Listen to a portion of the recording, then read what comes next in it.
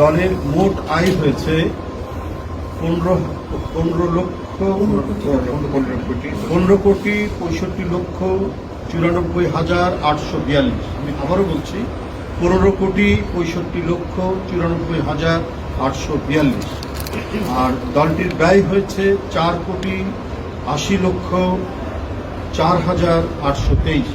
আবার বলছি দলটির মোট ব্যয় হয়েছে 4,80,04,823।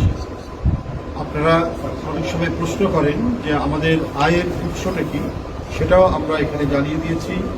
জাতীয় নির্বাহী কমিটির মাসিক চাঁদা, বই পুস্তক বিক্রয়, বিভিন্ন ব্যক্তি ও প্রতিষ্ঠান হতে অনুদান, ব্যাংক হতে অর্জিত সুদ, এটা হচ্ছে আমাদের সোর্স, আমাদের আয়ের সোর্স। আর ব্যয় হচ্ছে আমাদের বিভিন্ন, যেমন ধরুন ব্যক্তিকে আর্থিক অনুদান, বিভিন্ন জেলায় বন্যা কবলিত এলাকায় ত্রাণ বিতরণ, পোস্টাল লিফলেট ছাপানো, বিভিন্ন জনসভা বাবদ, বিভিন্ন আলোচনা সভায় হল ভাড়া ও অন্যান্য খরচ, পত্রিকায় ক্রোড়পত্র ছাপানো, রমজানি ইফতার মাহফিল, অফিসিয়াল বিভিন্ন খরচ বাবদ এখানে হচ্ছে আমাদের যেটা ব্যয় হয়েছে। তো এই মধ্যে আমাদের টোটাল আয়ের মধ্যে যে ব্যয় হয়েছে এর মধ্যে আমাদের উদ্বৃত্ত রয়েছে 2024-এর পঞ্জিকা বছরের মোট উদ্বৃত্ত হচ্ছে 10,85,90,019 টাকা।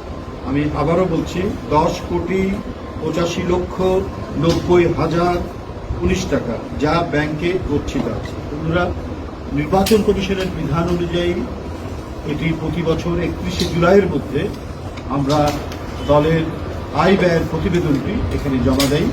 এটা বেশ কয়েক বছর ধরে যে প্রেসিডেন্স, যে নজিরটি স্থাপিত হয়েছে তার কোনো ব্যত্যয় হয়নি। সেইভাবেই আমরা এটা দিয়ে আসছি। এবং এক্ষেত্রে আমরা আয় কীভাবে আমাদের হয়েছে, আমরা কোন কোন খাতে ব্যয় করেছি, সেগুলো আমাদের পুঙ্খানুপুঙ্খ রূপে যে নিরীক্ষা অডিট যে রিপোর্টটি, সেই রিপোর্টটির মধ্যে সেটা উল্লেখ আছে। সুতরাং আমরা আপনাদের কাছে মোট এই জিনিসটা এখানে উল্লেখ করলাম এবং আমরা আশা করি যে গণতন্ত্রের পথে হাঁটার যে প্রক্রিয়া, নির্বাচন কমিশনে এসে বাংলাদেশ জাতীয়তাবাদী দল বিএনপি আমাদের অডিট রিপোর্টটি জমা দিয়েছে।